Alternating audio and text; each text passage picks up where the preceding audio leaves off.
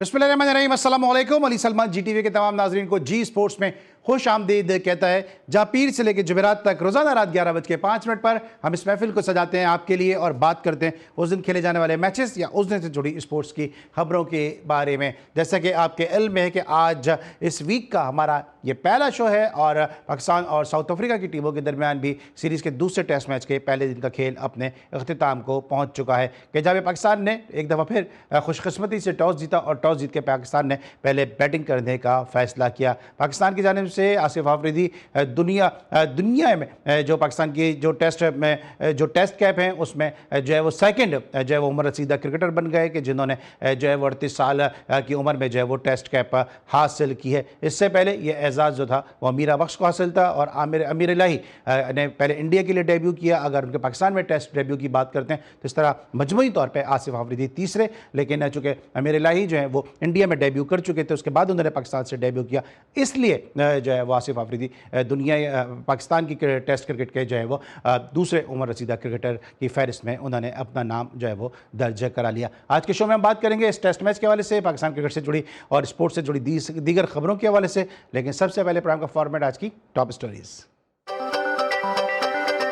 इंडी test के पहले दिन का खेल खत्म। ग्रीन शर्ट्स ने पहली इनिंग्स में 5 विकेट्स पर 259 रन बना लिए। कप्तान शान मसूद ने 87 और अब्दुल्ला शफीक ने 57 रन की इनिंग्स खेली। बाबर आजम एक मरतबा फिर लंबी इनिंग्स खेलने में नाकाम। कैचेस ड्रॉप होना क्रिकेट का हिस्सा है। मेरी भी कोशिश होती है कि जल्द अज जल्द अपनी गलतियों पर काबू पा लूं। हमारी कोशिश है 320 से 325 रन तक का हदफ दिया जाए। अब्दुल्ला शफीक। कैचेस ड्रॉप होने से गुस्सा आता है, लेकिन जनूबी अफ्रीका ने अच्छा कमबैक किया है। कल लोअर ऑर्डर बैटर्स को जल्द आउट करने की कोशिश करेंगे स्पिनर केशव महाराज। बाबर आजम पर कारकर्दगी का दबाव है, लेकिन एक अच्छी इनिंग सब बदल देगी। 3.5 से ज्यादा रन बना लिए तो मैच पर गिरफ्त मजबूत हो जाएगी। Head coach Azhar Mahmood. आसिफ आफरीदी 38 साल और 299 दिन की उम्र में पाकिस्तान की जानिब से टेस्ट डेब्यू करने वाले दूसरे सबसे उम्र रसीदा खिलाड़ी बन गए। फर्स्ट क्लास में काफी मेहनत की, जिसका फल टेस्ट डेब्यू की सूरत में मिला। टेस्ट स्क्वाड में शमूलियत की जब कॉल आई तो यकीन नहीं आ रहा था। Asif Afridi. ICC women's world cup में इंग्लैंड ने भारत को 4 रन से हराकर सेमीफाइनल में जगह बना ली। पाकिस्तान विमेंस क्रिकेट टीम कल साउथ अफ्रीका के खिलाफ अपना छठा match खेलेंगी।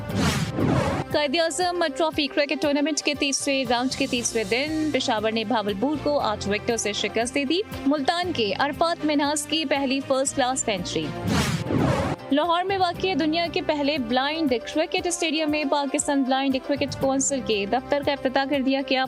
Chairman Pakistan blind cricket council ने दफ्तर का इफ्तिताह करते हुए कहा कि स्टेडियम में पिचेस और आउटफील्ड की तैयारी में 3 माह का अरसा लगेगा। वफाकी हुकूमत का हॉकी खिलाड़ियों के एजाज में तकरीब रखने का फैसला। ज़राए के मुताबिक तकरीब का मकसद नेशंस कप में शानदार कारकर्दगी दिखाने वाले खिलाड़ियों की हौसला अफजाई करना है।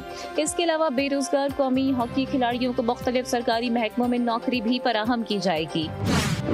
और chairman Pakistan cricket board Mohsin Naqvi से सदर पाकिस्तान टेनिस फेडरेशन इसामुल हक कुरैशी की मुलाकात। इसामुल हक ने एशिया कप में मोहसिन नकवी के उसूली मौक़िफ़ को सराहा।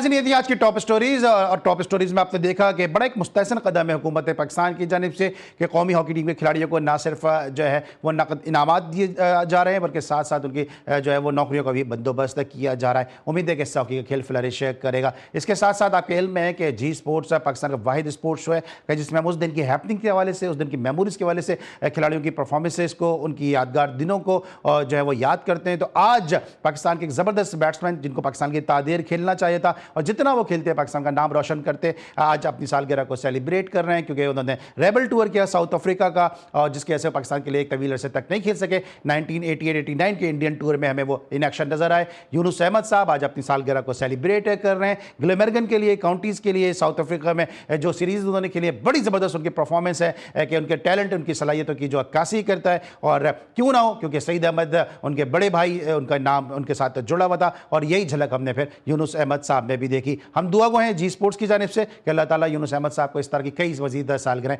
सेलिब्रेट करने की तौफीक अता फरमाएं, सेहत सलामती और तंदुरुस्ती के साथ। इस वक्त मेरे साथ ज़ीशान नवाज मौजूद हैं, जिनसे हम जानेंगे कि पाकिस्तान के कप्तानों की तब्दीली के हवाले से। ज़ीशान, अपडेट कीजिएगा। जी बिल्कुल, जनूबी अफ्रीका के खिलाफ 3 वनडे मैचेस पर मुश्तमिल सीरीज के लिए शाहीन शाह अफरीदी को कप्तान मुकर्रर कर दिया गया है। पाकिस्तान क्रिकेट बोर्ड ने शाहीन शाह अफरीदी की तकर्री का ऐलान कर दिया है। शाहीन शाह अफरीदी फैसलाबाद में होने वाली 4 नवंबर से लेकर 8 अक्टूबर तक सीरीज के लिए कौमी क्रिकेट टीम के कप्तान होंगे। शाहीन शाह अफरीदी के हवाले से माइक हैसन ने कप्तानी के हवाले से चेयरमैन पीसीबी मोहसिन नकवी को एडवाइजरी और सिलेक्शन कमेटी की इजलास की सिफारिश की थी कि इजलास बुलाया जाए, जिसका आज इस्लामाबाद में एक इजलास हुआ है और उस इजलास में सिलेक्शन कमेटी के अरकान, director high performance Aqib Javed और हेड कोच माइक हैसन ने शिरकत किया है, जिसमें अजहर अली, असद शफीक और सरफराज अहमद और उसी के साथ साथ मिसबाउल हक को भी मुशावरत के लिए बुलाया गया था, जिसमें ये अहम फैसला किया गया है कि जनूबी अफ्रीका के खिलाफ जो 3 वनडे मैचेस हैं उसमें शाहीन शाह अफरीदी पाकिस्तान क्रिकेट टीम की क़यादत करेंगे। इसके अलावा टीम के हवाले से भी काफ़ी खबरें सामने आ रही हैं कि टीम में भी तब्दीलियां हो रही हैं और जल्द ही टीम की अनाउंसमेंट का कर दी जाएगी। जी तो चले ज़ीशान, आपने क्रिकेट के हवाले से, हॉकी के हवाले से आज हमने हेडलाइन भी शामिल की और मैंने भी कहा कि एक अच्छा कदम है पाकिस्तान के हॉकी टीम के प्लेयर्स को जॉब्स भी दी जाएंगी और उनको कैश प्राइज भी दिए जा रहे हैं। इस हवाले से क्या अपडेट है? जी अली भाई, क्रिकेट के साथ साथ अब हॉकी को जिस तरह से करने की बातें हो रही थी, वफाकी हुकूमत ने हॉकी टीम के जो खिलाड़ी हैं उनकी हौसला अफजाई के लिए एक तकरीब का एहतमाम किया है। ज़राए के मुताबिक उस तकरीब में पाकिस्तान के प्राइम मिनिस्टर शहबाज शरीफ भी शरीक होंगे और उसी के साथ साथ वजीर दाखिला और चेयरमैन पीसीबी मोहसिन नकवी उसमें खिलाड़ियों को, जो कि हॉकी के खिलाड़ी हैं, उन्हें 10-10 लाख रुपए का इनाम भी देंगे, जो उन्होंने पहले इनाम का ऐलान भी किया था, क्योंकि उन्होंने नेशन कप में शानदार कारकर्दगी दिखाई थी, 2nd पोजीशन पर रहे थे। और उसी के साथ साथ पहली मरतबा ऐसा हो रहा है कि पाकिस्तान प्रो लीग में जा रहा है और उसी के साथ साथ खिलाड़ियों की हौसला अफजाई के साथ साथ उनको इनाम दिया जाएगा और इनाम के साथ साथ उनकी जो फाइनेंशियल प्रॉब्लम्स हैं उनके हल के लिए उनके मुख्तलिफ महकमों में नौकरियां भी दिलवाए जाने का ऐलान किया जाएगा, जो कि पाकिस्तान क्रिकेट बोर्ड के चेयरमैन मोहसिन नकवी और prime minister. Thank you so much, हमें अपडेट कर रहे थे क्रिकेट और हॉकी के मामला के हवाले से। इस वक्त हम लेंगे ब्रेक और जब ब्रेक के बाद वापस आएंगे तो डिस्कस करेंगे Pakistan versus South Africa series का दूसरा टेस्ट मैच, पहले दिन का खेल और पाकिस्तान क्रिकेट से जुड़ी दीगर खबरों को। हमारे साथ अब मौजूद हैं बहुत ही ज़बरदस्त है क्रिकेटर जिन्होंने 12 अक्टूबर को अपने कैरियर का वाहिद T20 मैच खेला और आज हम 20 अक्टूबर को ये शो कर रहे हैं, तो अक्टूबर इनके लिए हमेशा से यादगार है। कौन है वो प्लेयर, आपको बताएंगे एक छोटे से ब्रेक के बाद।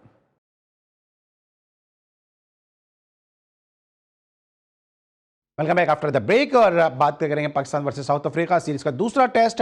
पहले दिन का खेल क्या रहा, एक नजर डालेंगे समरी पे, फिर आज के मौजूद मेहमान के साथ इस मैच को एनालाइज करेंगे कि जहां पे पाकिस्तान ने पहले बैटिंग की और पहले बैटिंग करते हुए पाकिस्तान ने 259 रन 5 विकेटों के नुकसान पर स्कोर किए। शान मसूद ने 87 रन की इनिंग खेली, अब्दुल्ला शफीक ने 57 रन बनाए, सऊद शकील इस वक्त क्रीज पे मौजूद हैं 42 रन के साथ और इस वक्त जो है कि शुमेराज और अमन ने जो है वो 2-2 विकेटें हासिल की हैं। मेरे साथ इस वक्त जो शख्सियत मौजूद हैं इनके बारे में मैंने आपको पहले ही बताया कि सीरीज अपने कैरियर का वाहिद T20 मैच उन्होंने 12 अक्टूबर को खेला, तो अक्टूबर यकीनी तौर पे इनके लिए यादगार है और हम इंतहाई मशकूर हैं कि अपनी नासाजगी तबाह की बावजूद, इनकी तबीयत ठीक नहीं है, उसके बावजूद चूंकि उन्होंने हमसे कमिटमेंट की थी, इसलिए आज के शो को अपनी मौजूदगी से रौनक बख्शने मेरे साथ मौजूद हैं फास्ट बॉलर अब्दुल रऊफ, पाकिस्तान के चंद आला तालीम याफ्ता क्रिकेटर्स में से एक। शो में खुशामदीद कहते हैं। अस्सलाम वालेकुम अब्दुल रऊफ, कैसे हैं आप?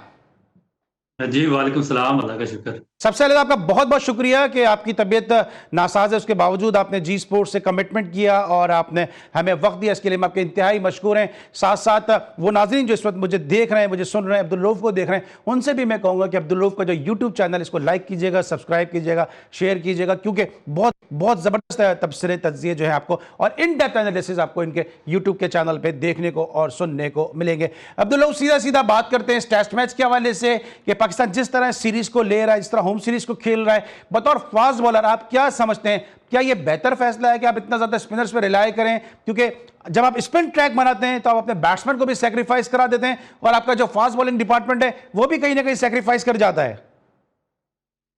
देखिए इशू तो आएंगे, क्योंकि एक जो खौफ है, खौफ की वजह से आपकी क्रिकेट जो है वो आगे नहीं जा सकती, वो उसको बैकफुट पे ही जाना पड़ेगा।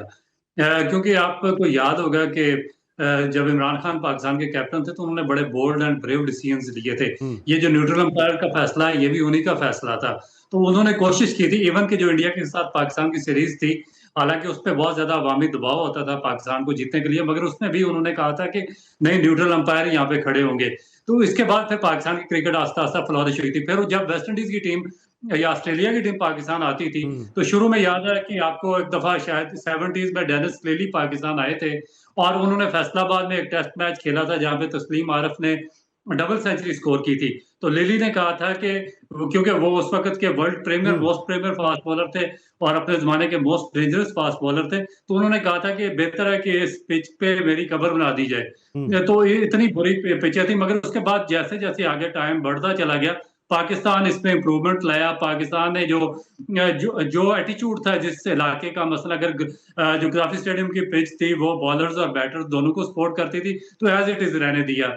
अगर सियालकोट की बाउंसी पिच थी तो उन्होंने वेस्ट इंडीज के खिलाफ मेलकम मार्शल और जोएल गॉर्नर के होते हुए भी पिच चेंज नहीं की। इसी तरह अगर फैसलाबाद की कराची की स्पिन बॉलिंग पिच थी तो उसका उन्होंने एटीट्यूड चेंज नहीं किया, और बल्कि उन्होंने जो अपने प्लेयर्स थे उनको इस लेवल पे ग्रूम कर दिया था कि आस्ता आस्ता पाकिस्तान ने होम सीरीज में दुनिया की टॉप टीमों को शिकस्त देना शुरू कर दी। और फिर मेरा ख्याल है कि एक इतना लंबा अरसा 48 50s में हमें टेस्ट स्टेटस मिला था।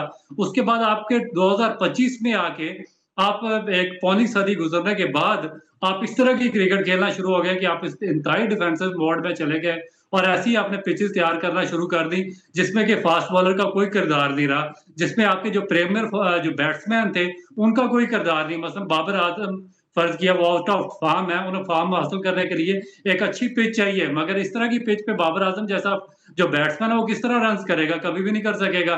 तो फिर आप इसमें इसे हासिल क्या करना चाहते हैं, ये मेरा ख्याल है कि एक सोचने वाली बात है। अच्छा रघु, आप समझते हैं कि कहीं ना कहीं हम खुशकिस्मत भी है कि दोनों टेस्ट मैचेस में पाकिस्तान ने टॉस जीता, क्योंकि अगर हम कहीं टॉस हार जाते तो हमारा असर भी शायद साउथ अफ्रीका जैसे ही होता। जी बिल्कुल दुरुस्त कह रहे हैं, मगर इसमें एक और चीज है कि जो फॉरेनर टीमें यहाँ पर आकर खेल रही हैं, आप देखेंगे जब पहले मैच में बहुत बुरा परफॉर्म करते हैं मगर दूसरे मैच में वो वापस कम बैक करते हैं और थर्ड या फोर्थ इनिंग में भी वो कम बैक करने की कोशिश करते हैं, क्योंकि इसकी 2-3 वजूहत हैं। बेसिक इसकी वजह यह है कि एक तो 2 टेस्ट मैचेस ये रख रहे हैं, 5 या 4 टेस्ट मैचेस की सीरीज नहीं खेल रहे कि अगर 1 या 2 टेस्ट मैचेस में कोई स्ट्रॉन्ग टीम अगर एक आध मैच हारती है तो उसको कम बैक करने का मौका मिल जाता है। वो जो सिचुएशन होती है या ग्राउंड रियलिटीज होती है, जो पिचेस होती है या एटमॉस्फेयर होता है, उससे वो मुताबिकत हासिल कर लेती है। मगर यहाँ पे 2 टेस्ट मैचेस हैं, उनको टाइम नहीं मिलता। दूसरा फिर मोस्ट इंपॉर्टेंट चीज ये है कि इससे पहले आपने देखा होगा कि साइड मैचेस हुआ करते थे। कोई भी टीम अगर पाकिस्तान के टूर पे आती थी या पाकिस्तान किसी फॉरेन टूर पर जाता था तो 2 या 3 साइड मैचेस होते थे जिससे आपको एग्जैक्ट पता चल जाता था कि यहाँ की जो पिचेस है उनका क्या बिहेवियर है, हमें किस तरीके से क्रिकेट खेलनी है, हमें माहौल से किस तरीके से मुताबिकत रखनी है। तो इसका बहुत बड़ा एडवांटेज पाकिस्तान को मिल रहा है। ये आप बोल जाए कि जो हमें, क्योंकि मैं एक न्यूट्रल एक्सपर्ट के तौर पे पाकिस्तान की आवाम के सामने अपना तजिया रखूंगा, मैं कोई बायस्ड नहीं रखूंगा कि मैं पाकिस्तान की फेवर करूंगा या किसी दूसरी टीम की करूंगा। मेरा एज ए क्रिकेटर मेरा काम है कि एक न्यूट्रल तजिया आपके सामने रखा जाए। तो इसमें फिर उनके जो स्ट्रॉन्ग टीम है उनके पास कमबैक का चांस नहीं होता। आपको याद है वेस्ट इंडीज के खिलाफ आपने जो लास्ट सीरीज खेली है 5-6 महीने पहले, आपने पहला टेस्ट मैच जीत लिया था, मगर दूसरे टेस्ट में वेस्ट इंडीज ने कमबैक करके पाकिस्तान को शिकस्त दी थी। तो बांग्लादेश क्योंकि यूज्ड टू है यहाँ पे खेलती रही है तो यहाँ पे व्हाइट वॉश करके चली गई। तो अब ये जो साउथ अफ्रीकन है ये भी वही मिस्टेक्स दोहरा रही है जो most of the foreign teams Pakistan के टूर पर आके दोहराती रहती हैं। ठीक है। अच्छा, आसिफ आफरीदी के डेब्यू पे बहुत ज़्यादा तनकीद की जा रही है कि जिस तरह मैंने प्रोग्राम के इब्तिदा में भी कहा कि पाकिस्तान के दूसरे उम्र रसीदा क्रिकेटर बन गए, और अगर अमीर इलाही का भारत का डेब्यू हटा के सिर्फ पाकिस्तान का डेब्यू शामिल करें तो फिर मजमूई तौर पर तीसरे उम्र रसीदा क्रिकेटर बन गए। आसिफ आफरीदी को डेब्यू कराना किस तरह देख रहे हैं, क्योंकि 2 स्कूल ऑफ थॉट है। एक तो ये कहते हैं कि ठीक है उनकी उम्र ज़्यादा है लेकिन अगर वो परफॉर्म कर रहे हैं तो फिर आप उनको खिलाएं, उनका हक बनता है, क्योंकि अगर वो फिट है परफॉर्म कर रहे हैं तो उनका हक बनता है। दूसरा स्कूल ऑफ थॉट ये कहता है कि अगर आप इतने सीनियर प्लेयर को खिलाएंगे तो फिर नौजवान सुफियान मुकीम, मेहरान मुमताज़ और इन जैसे जो उस्मान खान जो आपके मुल्तान रीजन से सदरन से खेलते रहे, सेंट्रल पंजाब से खेलते रहे, उनका जो है वो कहाँ जाएंगे फिर?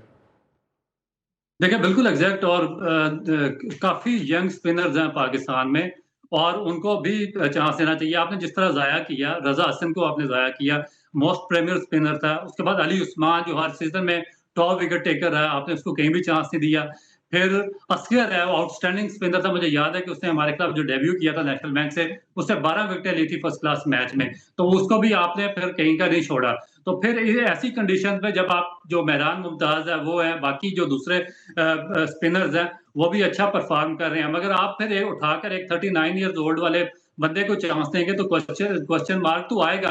नो डाउट कि उनकी परफॉर्मेंसेस डेफिनेट रही हैं, मगर इसका यह मतलब नहीं है कि अब फिर एक और इसमें बहुत बड़ा क्वेश्चन पैदा होता है कि एक तो पाकिस्तान क्रिकेट बोर्ड जो ओवर एज प्लेयर हैं, जो फर्स्ट क्लास क्रिकेट में उनके खेलने की हौसला शिक नहीं कर रहा है, या 35 ओवर या 34 के ऊपर जाकर वो उनको अलाउड नहीं कर रहा है कि वो फर्स्ट क्लास क्रिकेट में पार्टिसिपेट करें या मुख्तलिफ टीमों में उनको शामिल किया जाए। तो फिर आप एक तरफ तो आप फर्स्ट क्लास में आपका और स्टैंडर्ड है जो कि सेकंड ग्रेड क्रिकेट है, और जो टेस्ट क्रिकेट है जो मोस्ट प्रीमियर ग्रेड क्रिकेट है, और तो उसमें आपका स्टैंडर्ड और है, वहां पे आप 40 साल के लोगों का डेब्यू करवा रहे हैं। तो ये बेसिक क्वेश्चन है। फिर एक और जो बहुत मोस्ट इंपॉर्टेंट चीज ये है कि उन पे एक क्वेश्चन मार्क किया है पाकिस्तान क्रिकेट बोर्ड के एंटी करप्शन यूनिट ने, उन पे 2 साल की पाबंदी लगाई थी, और फिर उस पाबंदी को 1 साल के बाद खत्म करके उनको दोबारा खेलने का मौका दिया गया।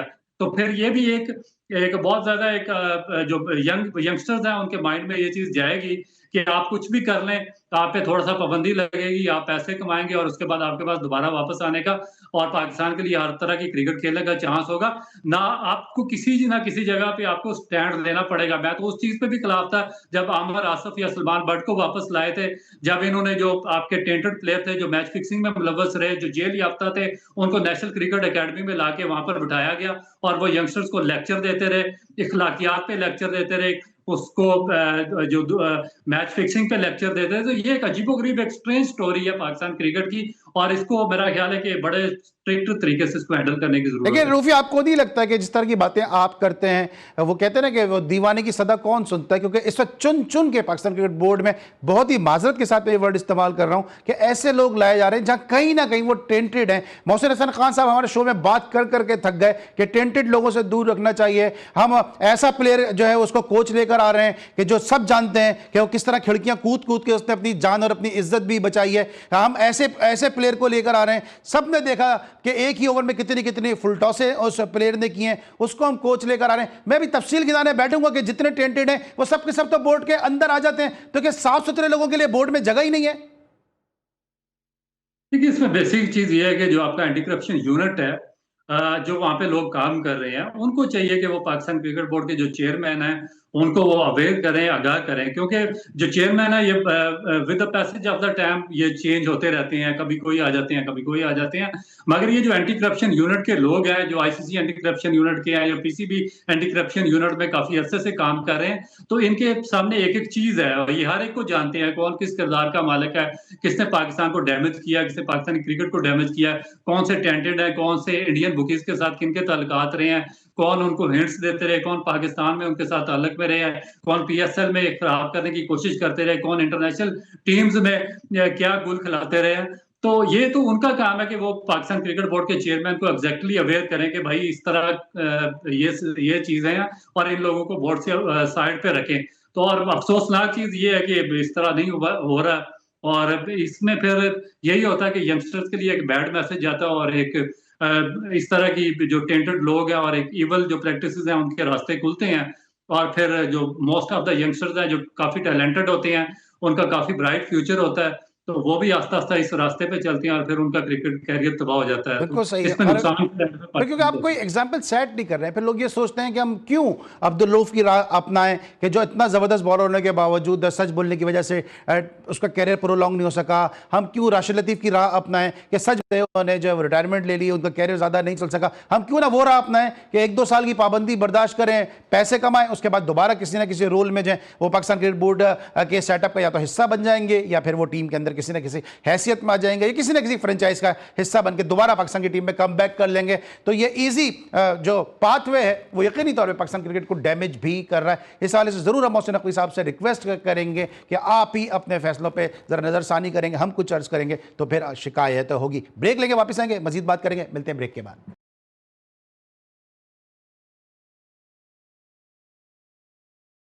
Welcome back after the break. और ब्रेक पर जाने से पहले बात करते हैं पाकिस्तान क्रिकेट के मामलात के हवाले से। अब जरा वापस आते हैं इस टेस्ट मैच की जानिब कि अब्दुल्ला शफीक ने निस्फ सेंचुरी स्कोर की, 57 रन की उन्होंने इनिंग खेली, लेकिन हम देख रहे हैं कि जितने टैलेंटेड अब्दुल्ला शफीक हैं उस तरह से वो परफॉर्म नहीं कर पा रहे। आज भी उनके कई कैचेस छूटे, उसके बाद जाकर उन्होंने 57 रन की इनिंग खेली। जिन यंग क्रिकेटर्स पे पाकिस्तान क्रिकेट बोर्ड इन्वेस्ट कर रहा है, क्या वजह है कि वो अच्छा खासा खेलते हुए आते हैं, फर्स्ट क्लास में टेस्ट डेब्यू में सेंचुरी करते हैं, अच्छा खेलते हैं। साइम अय्यूब की मैं बात कर लूं, लेकिन जितना वो खेलते हैं पाकिस्तान से इतना ही वो खराब होते जाते हैं।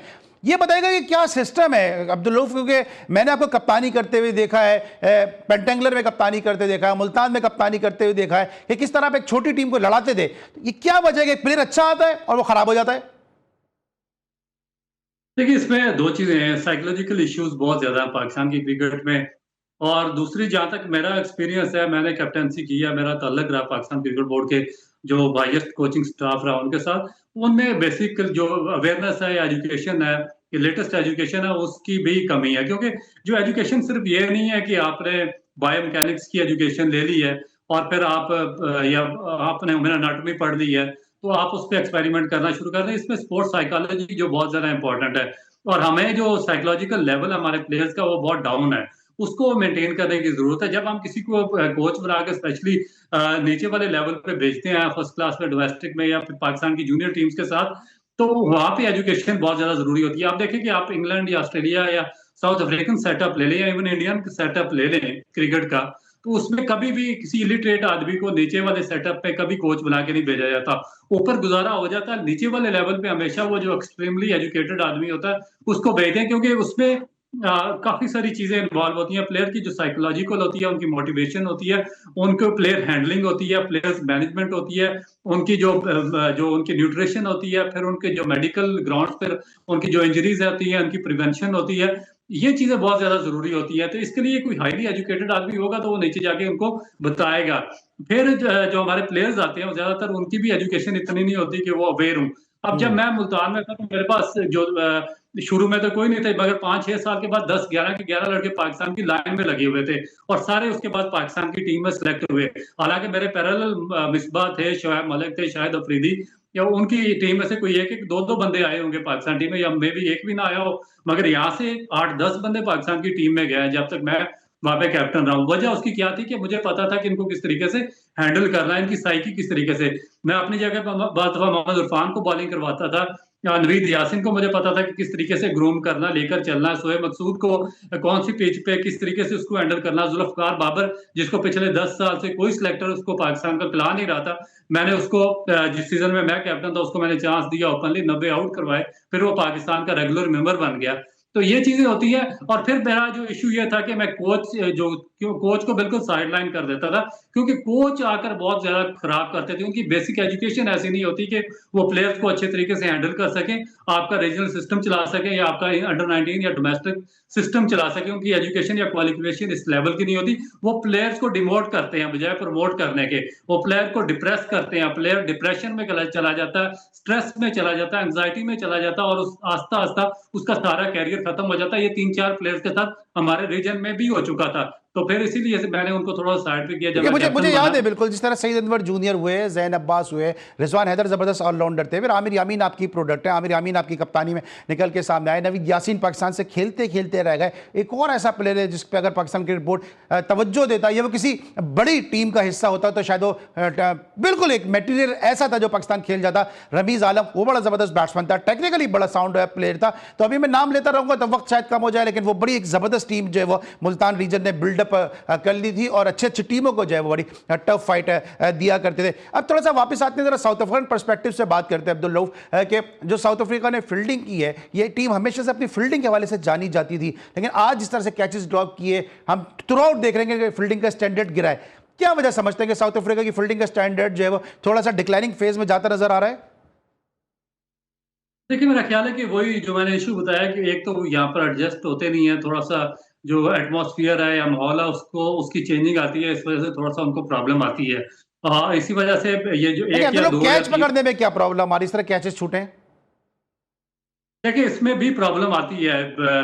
ये जब आप नई जगह पे जाते हैं तो उसमें डेफिनेट थोड़ा बहुत प्रॉब्लम आपको आता है, क्योंकि देखें जब पाकिस्तान के प्लेयर्स भी बाहर टूर्स पर जाते हैं तो आप देखें इंग्लैंड में या साउथ अफ्रीका में बाद दफा बॉल फ्लाई कर जाता है, बाद दफा पास बॉल स्विंग हो जाता है, तो स्लिप कैचेस पकड़ना बहुत ज्यादा मुश्किल होता है, स्लिप पॉइंट पे कैचेस पकड़ना बहुत ज्यादा मुश्किल हो जाता है। फिर जो लाइट होती है सन की वो भी उसका भी थोड़ा सा डिफरेंस आ जाता है। तो इसीलिए कहते हैं कि जब आप किसी भी नई जगह पे जाएं तो उसके लिए 2-3 साइड मैचेस खेलना बहुत जरूरी है।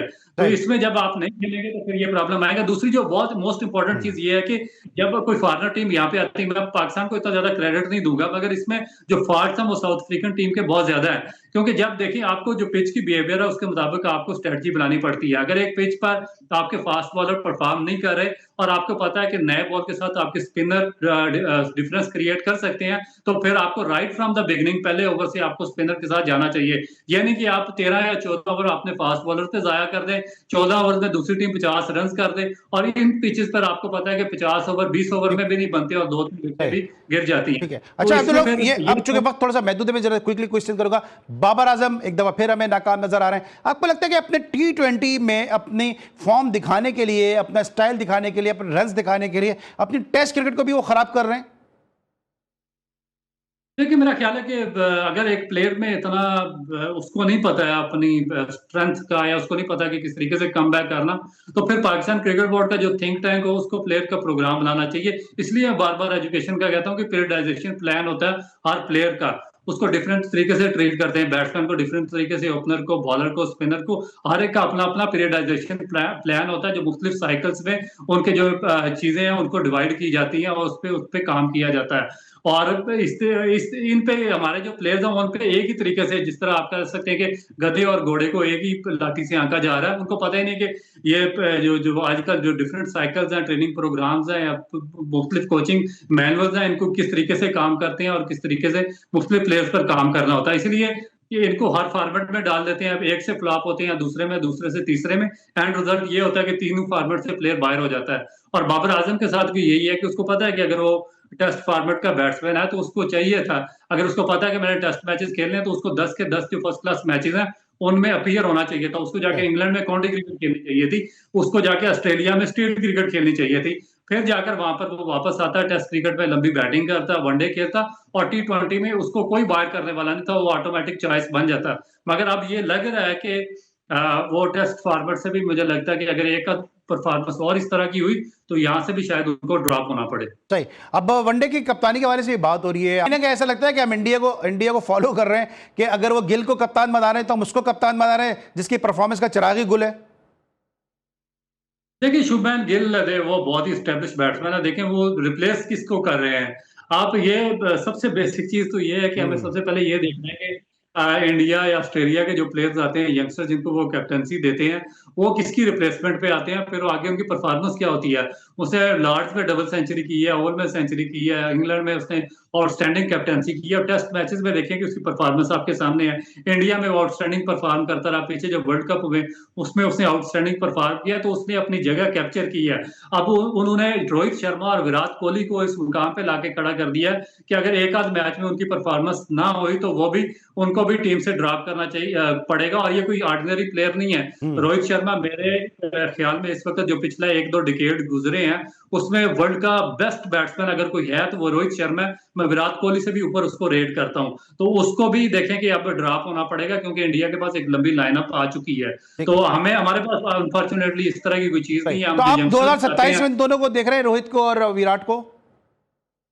देखिए डिपेंड करता है कि अगले जो मैच है उसमें वो किस तरह परफॉर्म करते हैं, मगर मेरा ख्याल है कि थोड़ा अर्सा बाहर रहने के बाद जो उनके कोच थे या सिलेक्टर थे उनके बयान बिल्कुल ठीक है कि उनके जो प्रायोरिटीज हैं वो दूसरी तरफ है, क्रिकेट खेलना उनकी प्रायोरिटीज में इतना ज्यादा शामिल नहीं है, तो इस वजह से आपको लग रहा है कि वो जो उनका अच्छा दो सवाल है 10-10 सेकंड में, प्लीज मुझे उसका जवाब दे दीजिएगा। दोनों बड़े इंपॉर्टेंट क्वेश्चन है। एक तो है कि आप अफगानिस्तान के खिलाड़ियों के खिलाफ उस दौर में खेले हैं जब कस्टम्स से जो खेलते थे, समीउल्लाह शनवारी भी खेलते थे, नबी भी खेलते थे, हामिद हसन भी खेलते थे, फिर ये आके टूर भी करते थे, रमजान टूर्नामेंट भी अफगानिस्तान की टीमें आके यहाँ पे खेलती थी। आप उस दौर में इन सबके खिलाफ खेले, अब जो इनके स्टेटमेंट आ रहे हैं बिल्कुल ही अब एहसानात भूल चुके हैं जो पाकिस्तान क्रिकेट ने इनके ऊपर किए, और किस किस्म के स्टेटमेंट दे रहे हैं। देखिए अफसोसनाक है क्योंकि मैं तो उस दौर में जब बांग्लादेश को वो टेस्ट स्टेटस नहीं मिला था और वो पाकिस्तान में आके ग्रेड 2 क्रिकेट खेला करते थे, तो हम उनके खिलाफ भी खेलते थे। ग्रेड 2 के मैचेस हमारे हम्म। डिपार्टमेंट्स के होते थे। फिर अफगानिस्तान की टीम पूरे के पूरे जितने भी इंटरनेशनल प्लेयर्स हैं सारे पाकिस्तान में आके क्लब क्रिकेट खेलते थे। हमने उनको अपनी मुख्तलिफ टीम्स में भी जगह दी, हमारे साथ भी खेलते रहे। इवन के मुझसे भी काफी इनके प्लेयर्स हैं जो सीखते सिखाते रहे, हमारी टीम में भी खेलते रहे। तो एक देखें कि अफसोसनाक, मगर मैं इस पे इतना ज़्यादा स्ट्रिक्ट बयान इसलिए नहीं दूँगा क्योंकि कल आप डेफ़िनेट जो आपके नेबर्स होते हैं आप उनको चेंज नहीं कर सकते। अभी पाकिस्तान का जो कतर में उनके साथ काफ़ी अच्छा लेकिन जो लेकिन सीज़ फायर का नेबर तो मौसम। चेंज नहीं कर सकते हैं, लेकिन एक गयूर कश्मीरी ये समझता है कि राशिद खान जैसे प्लेयर को पीएसएल में नहीं लेना चाहिए। देखिए आप इस तरह आइसोलेशन में जा नहीं सकते क्योंकि आपने डेफिनेट पीएसएल हमारी लीग है और हमने पीएसएल को आज सूरत में कामयाब बनाना है। तो उसके लिए फिर अगर हम अच्छे प्लेयर्स को नहीं लेंगे तो फिर प्रॉब्लम तो हमारे लिए। तो अब हमें यही दुआ करनी चाहिए कि हमारे उनके साथ ताल्लुकात बेहतर हों। अल्लाह करे बहुत ठीक खुशगवार ताल्लुकात हो, हमारा ठीक है, बरादर इस्लामी मुल्क चले है। अगर और दुआओं तक बात आई गई है, ये पाकिस्तान की विमेंस टीम क्या दुआओं से सही होगी या दवाओं पे सही होगी, कैसे सही होगी है? देखिए ना वो दुआओं से सही हो सकती है और ना दुआओं से। मेरा ख्याल है कि हमारे क्रिकेट बोर्ड का दिमाग ठीक होना चाहिए क्योंकि देखिए अब हर इवेंट में ये हो रहा है कि पहले 5 मैचेस आप खेलते हैं, 4 मैचेस आ जाते हैं, आप पहले 4 मैचेस के बाद आप इवेंट से बाहर हो जाते हैं। अभी इस वर्ल्ड कप में देखिए आपने 4 मैचेस में स्ट्रेट 3 मैचेस आ रहे हैं और इवेंट से बाहर हो गए हैं। आपकी जो प्लेयर्स हैं, मैंने अनफॉर्चुनेटली के इसको वॉच किया क्योंकि इंडिया के साथ मैच था और उसमें जो हमारे इंडिया के साथ ताल्लुकात था बहुत ज़्यादा हवा क्रिएट हुआ था। तो उसके बाद थोड़ा-सा इंटरेस्ट हुआ, मैंने बाकी मैचेस देखे तो इंतहाई पैथेटिक किस्म की फिटनेस है, इंतहाई पैथेटिक किस्म की इनकी प्रिपरेशन है, कोई लेकिन ये फिटनेस नहीं है, कोई वसीम तो हर टूर्नामेंट से पहले, सीरीज से पहले बयान दे रहे होते हैं कि इस दफा हम जीत जाएंगे, इस दफा हम ये कर देंगे। देखिए वसीम नहीं है, बाकी जितने भी ये पाकिस्तान क्रिकेट बोर्ड है, मेरा नहीं ख्याल कि कोई आदमी भी ऐसा रहा है कि जिसको यहाँ से उन्होंने जो बैठी गंगा में जिसने हाथ ना धोए हो। हर एक कोच ने, हर एक ने मैनेजमेंट की हुई है। फैमिलियों की फैमिलियां यहाँ से पाली गई हैं पाकिस्तान क्रिकेट बोर्ड की, जिसकी जो सिफारिश होती थी उठा के इनके टूर्स पर भेज देते थे। ना कोई एजुकेशन, ना कोई मेयार, ना कोई कारकर्दगी, ना कोई क्वेश्चन मार्क और ना उसके बाद किसी अमल का जवाबदेह किसी को होना पड़ा। और उसका आज रिजल्ट ये निकल रहा है कि आप हर इवेंट में बाहर हो जाते हैं, आप होम सीरीज में व्हाइट वॉश हो रहे हैं कंटिन्यूसली और आपकी फिटनेस का बुरा हाल है। आपके पास मैंने प्लेयर्स ऐसी देखी है जिनकी टेक्निक इंतहाई शैटर है, पूरी दुनिया वहां पे खेल रही है और हमारी इंतहाई पैथेटिक किस्म की फिटनेस है, एटीट्यूड है और हमारी टेक्निक्स है। तो मेरा ख्याल है कि एक अफसोसनाक सूरत हाल है वुमेन क्रिकेट की भी, जिस तरह मेंस की। ठीक है, thank you so much Abdul Rauf, आप हमारे साथ मौजूद थे। आपका नासाजिद तबा के बावजूद आपने शो में इंतहाई आपके मशकूर हैं और साथ साथ दुआ गो भी हैं कि अल्लाह ताला आपको जल्द से जल्द जो है वो सेहत कामला अता फरमाएं। आज के लिए बस इतना ही। अली सलमान को पूरी प्रोडक्शन टीम के साथ इजाज़त दीजिए, अपना बहुत ख्याल रखिए। अल्लाह हाफ़िज़।